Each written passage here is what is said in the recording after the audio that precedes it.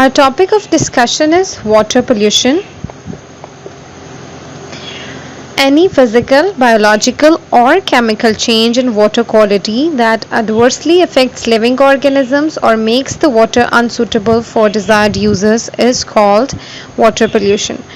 जब भी वाटर में कोई फिजिकल, बायोलॉजिकल या केमिकल चेंज आ जाता है और वो उसको इस तरह से अफेक्ट करता है कि वो जिस भी पर्पस के लिए, जिस भी डिज़ायर्ड यूज़ के लिए था, अब वो उसके लिए यूज़ करना सूटेबल नहीं है, तो उस सूरत में हम उसको कहेंगे कि now the water is contaminated और पोल्यूटेड। फॉर एग्ज़ाम्पल, अगर ड्रिंकिंग वाटर था और उसकी क्वालिटी ऐसे अफेक्ट हुई है कि अब वो पीने के काबिल नहीं रहा, या अगर कोई रिवर वाटर है तो वो जो है उसमें इस कदर केमिकल या बायोलॉजिकल या फिज़िकल चेंज आ चुका है कि जिसकी वजह से जो उसमें लिविंग ऑर्गेनिजम्स रहते थे अब वो अफेक्ट हो गए हैं, या because of that change in the water quality अब वो उनके रहने के काबिल नहीं रहा, तो उस सूरत में हम कहते हैं कि it's water pollution.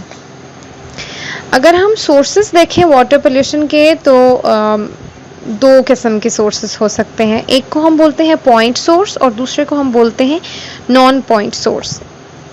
Point source उसके नाम से ही जाहिर है ये खास पॉइंट से जनरेट हो रही होगी ये pollution. Point source water pollution refers to contaminants that enter a waterway from a single identifiable source such as a pipe और डिच। ये एक खास जगह से ये रिलीज हो रहा होता है।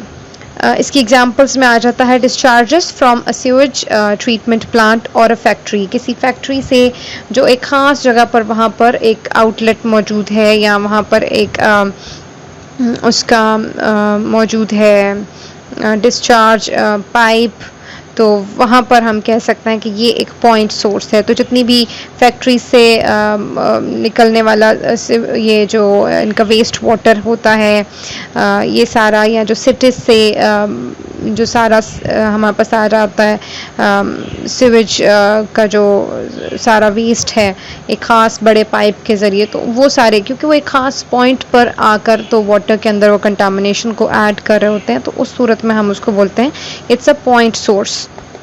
जो नॉन पॉइंट सोर्स है वो एक ख़ास जगह पर नहीं होता, बल्कि वो डिफ्यूज्ड कंटामिनेशन होती है, मुख्तलिफ जगहों से मिक्सअप होकर जो किसी भी जगह पर दरिया में, नदी में या लेक में एंटर हो रहा होता है। तो non point source pollution refers to diffuse contamination that does not originate from a single discrete source.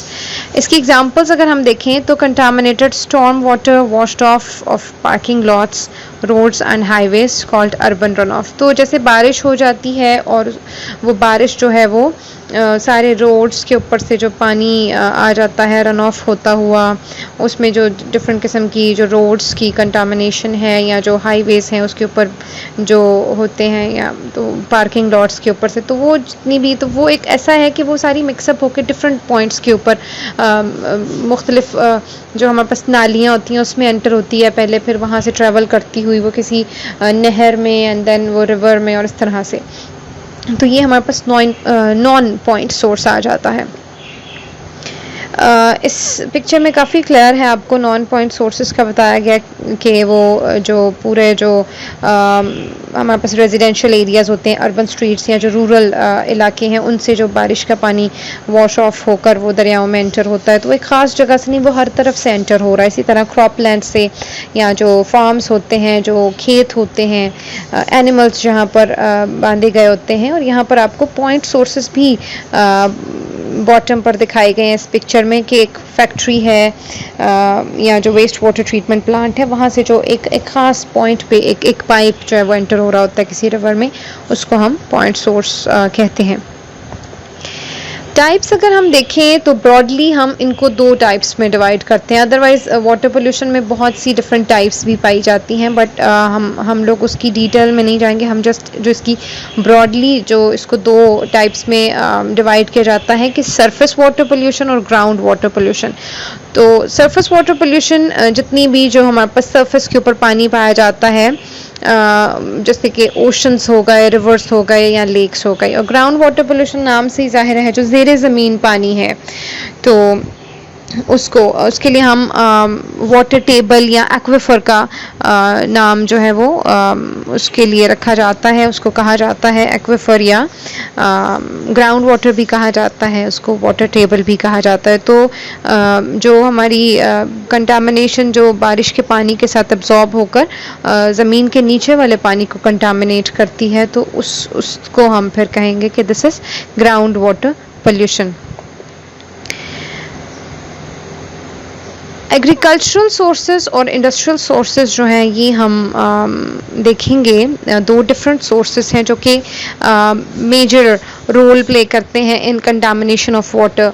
Agricultural sources में जितने भी खेतों में जो केमिकल फर्टिलाइजर्स या पेस्टिसाइड्स स्प्रे किए जाते हैं ताकि क्रॉप्स के ऊपर जो इंसेक्ट्स हैं या जो पैथोजेंस हैं उनको कंट्रोल करने के लिए या उनकी ग्रोथ को, उनकी प्रोडक्टिविटी को बढ़ाने के लिए, तो ये सारे जो स्प्रेज वगैरह किए जाते हैं खेतों के ऊपर, तो जब बारिश पड़ती है तो बारिश के पानी के साथ ये मिक्सअप होकर तो ये दरियाओं में, लेक्स में जाते हैं और ये कंटामिनेट करते हैं। When it rains, the chemicals mix up with rainwater and flow into rivers and canals, which pose serious damages for aquatic animals. जो दूसरे हमारे पास मेजर सोर्सेस हैं इंडस्ट्रियल सोर्सेस, उसमें हमारी जितनी भी इंडस्ट्रीज आ जाती हैं, जैसे कि आयरन एंड स्टील इंडस्ट्री से निकलने वाला वेस्ट है, माइंस एंड क्वारीज कहा जाता है, जैसे मार्बल और स्लेट के लिए जो पहाड़ों को काट कर जो बोल्डर्स और जो मार्बल वगैरह के जो पीसेस हैं वो लिए जाते हैं, उसको हम क्वारीज कहते हैं।